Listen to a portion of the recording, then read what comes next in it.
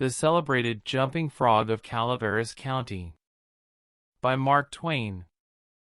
In compliance with the request of a friend of mine who wrote me from the East, I called on good-natured, garrulous old Simon Wheeler and inquired after my friend's friend, Leonidas W. Smiley, as requested to do, and I hereunto append the result. I have a lurking suspicion that Leonidas W. Smiley is a myth, and that my friend never knew such a personage, and that he only conjectured that if I asked old Wheeler about him, it would remind him of his infamous Jim Smiley, and he would go to work and bore me to death with some exasperating reminiscence of him as long and as tedious as it should be useless to me. If that was the design, it succeeded. I found Simon Wheeler dozing comfortably by the barroom stove of the dilapidated tavern in the decayed mining camp of Angels, and I noticed that he was fat and bald-headed, and had an expression of winning gentleness and simplicity upon his tranquil countenance. He roused up, and gave me good day. I told him a friend had commissioned me to make some inquiries about a cherished companion of his boyhood named Leonidas W. Smiley. Rev. Leonidas W. Smiley, a young minister of the gospel, who he had heard was at one time a resident of Angel's Camp. I added that if Mr. Wheeler could tell me anything about this Reverend Leonidas W. Smiley, I would feel under many obligations to him. Simon Wheeler backed me into a corner and blockaded me there with his chair, and then sat down and reeled off the monotonous narrative which follows this paragraph. He never smiled, he never frowned, he never changed his voice from the gentle flowing key to which he tuned his initial sentence, he never betrayed the slightest suspicion of enthusiasm, but all through the interminable narrative there ran a vein of impressive earnestness and sincerity, which showed me plainly that, so far from his imagining that there was anything ridiculous or funny about his story, he regarded it as a really important matter, and admired its two heroes as men of transcendent genius and finesse. I let him go on in his own way, and never interrupted him once. Reverend Leonidas W. Reverend Llewell, there was a feller here once by the name of Jim Smiley, in the winter of '49, or maybe it was the spring of '50, I don't recollect exactly, somehow, though what makes me think it was one or the other is because I remember the big flume warn't finished when he first came to the camp, but anyway, he was the curiousest man about, always betting on anything that turned up you ever see, if he could get anybody to bet on the other side, and if he couldn't, he'd change sides. Any way that suited the other man would suit him anyway, just so's he got a bet, he was satisfied. But still he was lucky, uncommon lucky, he most always come out winner. He was always ready and laying for a chance. There couldn't be no solitary thing mentioned but that feller'd offer to bet on it, and take any side you please, as I was just telling you. If there was a horse race, you'd find him flush or you'd find him busted at the end of it. If there was a dog fight, he'd bet on it. If there was a cat fight, he'd bet on it. If there was a chicken fight, he'd bet on it. Why, if there was two birds sitting on a fence, he would bet you which one would fly first, or if there was a camp meeting, he would be there reg'lar to bet on Parson Walker, which he judged to be the best exhorter about here, and he was, too, and a good man. If he even see a straddle bug start to go anywheres, he would bet you how long it would take him to get to wherever he was going to, and if you took him up, he would foller that straddle bug to Mexico, but what he would find out where he was bound for and how long he was on the road. Lots of the boys here has seen that Smiley and can tell you about him. Why, it never made no difference to him, he'd bet on anything, the dongest feller.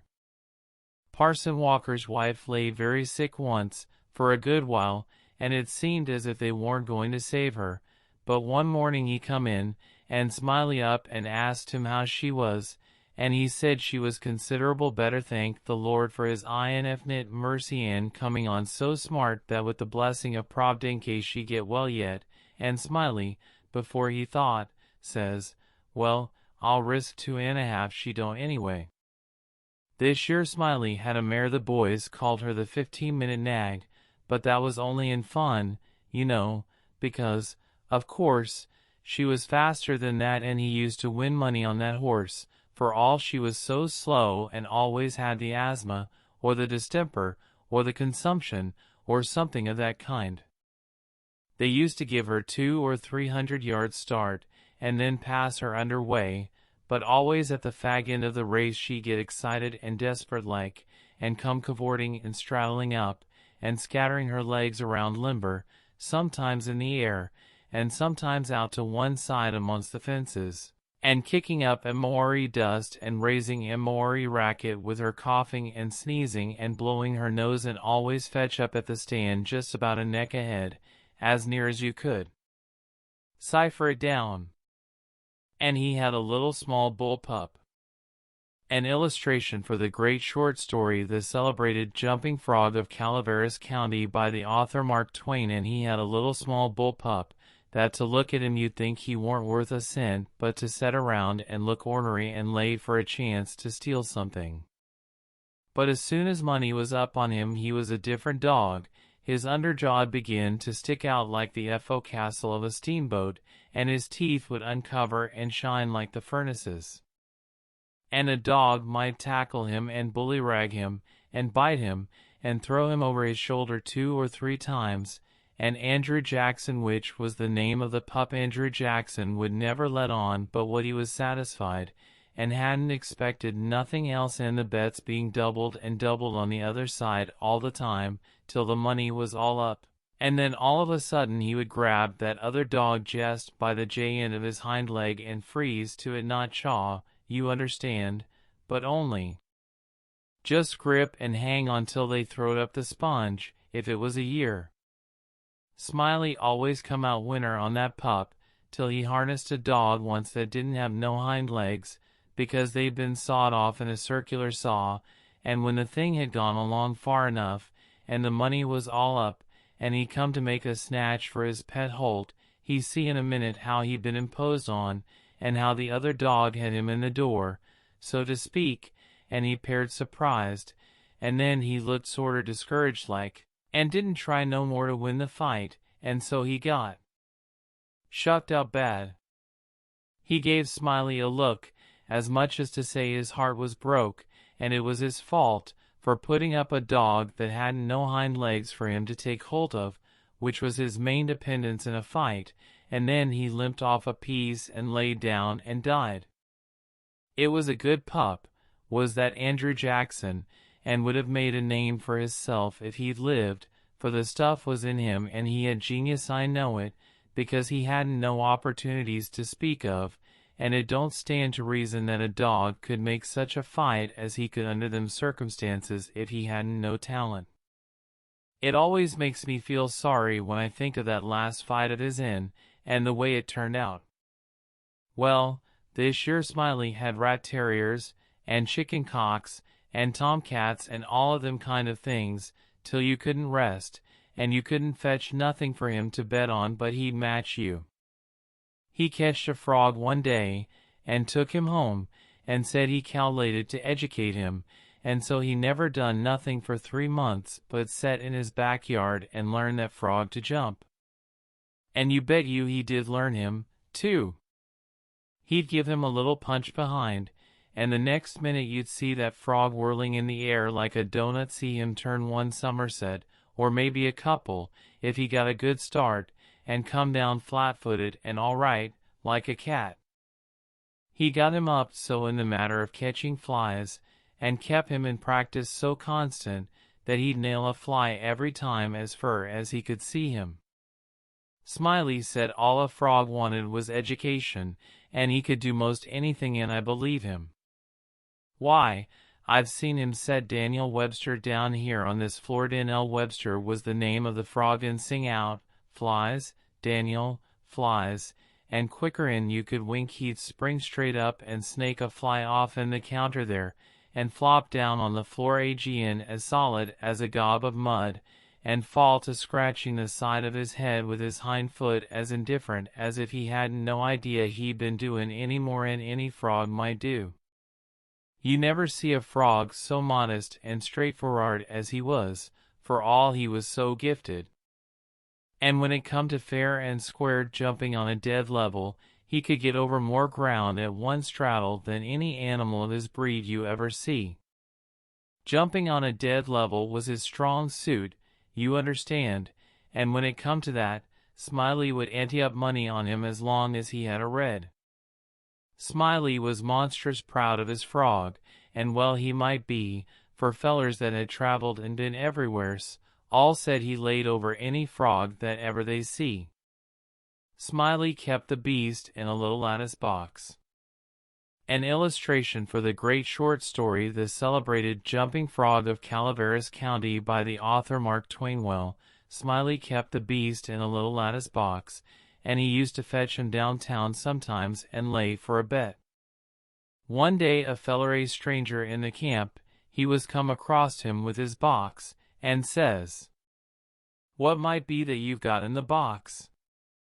And Smiley says, sorter indifferent like, "It might be a parrot, or it might be a canary, maybe, but it ain't, it's only just a frog." And the feller took it, and looked at it careful, and turned it round this way and that, and says, "So 'tis. Well, what's he good for?" "Well," Smiley says, easy and careless, "he's good enough for one thing. I should judge he can outjump any frog in Calaveras County." The feller took the box again, and took another long, particular look, and give it back to Smiley, and says, very deliberate, "Well," he says, "I don't see no pints about that frog that's any better 'n any other frog." "Maybe you don't," Smiley says. "Maybe you understand frogs, and maybe you don't understand 'em. Maybe you've had experience, and maybe you ain't only a amateur, as it were. Anyways, I've got my opinion, and I'll risk $40 that he can outjump any frog in Calaveras County." And the feller studied a minute, and then says, kinder sad like, "Well, I'm only a stranger here, and I ain't got no frog, but if I had a frog, I'd bet you." And then Smiley says, that's all right, if you'll hold my box a minute, I'll go and get you a frog." And so the feller took the box, and put up his $40 along with Smiley's, and sat down to wait. So he sat there a good while thinking and thinking to hisself, and then he got the frog out and prized his mouth open and took a teaspoon and filled him full of quail shot, filled him pretty near up to his chin, and set him on the floor. Smiley he went to the swamp and slopped around in the mud for a long time, and finally he catched a frog, and fetched him in, and give him to this feller, and says, "Now, if you're ready, set him alongside of Daniel, with his forepaws just even with Daniel's, and I'll give the word." Then he says, "1, 2, 3, get," and him and the feller touched up the frogs from behind, and the new frog hopped off lively, but Daniel give a heave, and histed up his shoulders so like a Frenchman, but it warn't no use, he couldn't budge. He was planted as solid as a church, and he couldn't no more stir than if he was anchored out. Smiley was a good deal surprised, and he was disgusted too, but he didn't have no idea what the matter was, of course. The feller took the money and started away, and when he was going out at the door, he sorter jerked his thumb over his shoulder so at Daniel, and says again, very deliberate, "Well," he says, "I don't see no pints about that frog that's any better 'n any other frog." Smiley he stood scratching his head and looking down at Daniel a long time, and at last says, "I do wonder what in the nation that frog throwed off, for I wonder if there ain't something the matter with him, he 'pears to look mighty baggy, somehow." And he catched Daniel up by the nape of the neck, and hefted him, and says, "Why blame my cats if he don't weigh 5 pounds, and turned him upside down, and he belched out a double handful of shot. And then he see how it was, and he was the maddest man. He set the frog down and took out after that feller, but he never catched him. And Here Simon Wheeler heard his name called from the front yard, and got up to see what was wanted. And turning to me as he moved away, he said, "Just set where you are, stranger, and rest easy. I ain't going to be gone a second." But, by your leave, I did not think that a continuation of the history of the enterprising vagabond Jim Smiley would be likely to afford me much information concerning the Reverend Leonidas W. Smiley, and so I started away. At the door I met the sociable Wheeler returning, and he buttonholed me and recommenced. "Well, this here Smiley had a yaller, one-eyed cow that didn't have no tail, only just a short stump like a banana, and—" However, lacking both time and inclination, I did not wait to hear about the afflicted cow, but took my leave. The end.